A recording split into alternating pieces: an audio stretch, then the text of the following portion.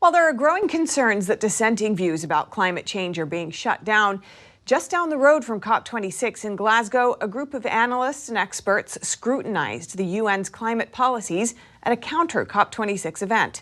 It comes as net zero policies begin to be implemented around the world and unprecedented levels of investment are announced.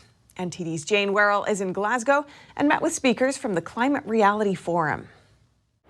Well, as world leaders and thousands of others gathered here in Glasgow for the COP26 summit, a counter COP26 summit was happening at the same time, hosted by the American think tank the Heartland Institute, with experts from the US, here in the UK and Europe.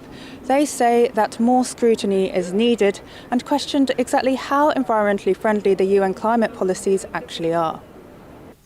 I'm very concerned about the environment. That's why I'm opposing carbon dioxide restrictions, because their proposed solution is wind and solar power, both of which have extreme negative environmental consequences. Wind power, for example, peer-reviewed study by Harvard University scientists finds that to replace conventional electricity in America with wind turbines, you'd have to cover a third of our country with wind turbines. And if you mandate electrified vehicles, now you have to make it half the country.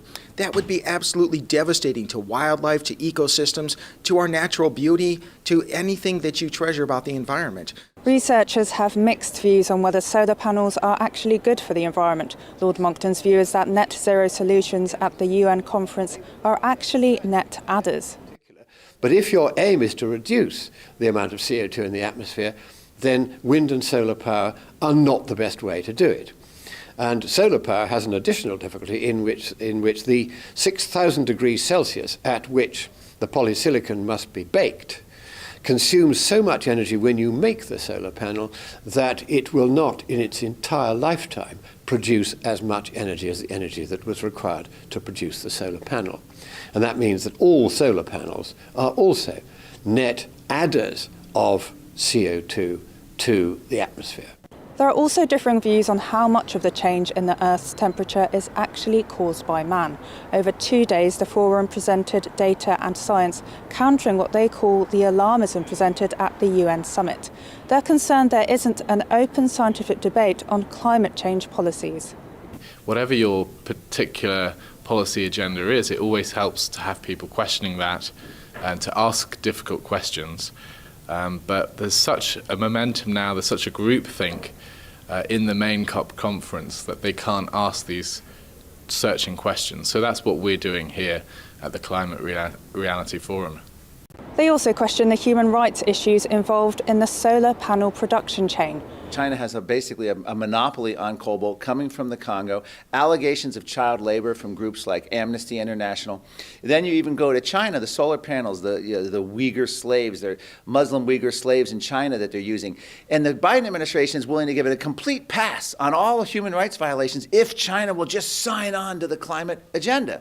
So what's happening here is people are willing to get energy that's coming from countries that are hostile regimes and countries with horrible human rights record and horrible environmental standards, all because of this utopian vision that we're going to solve climate change.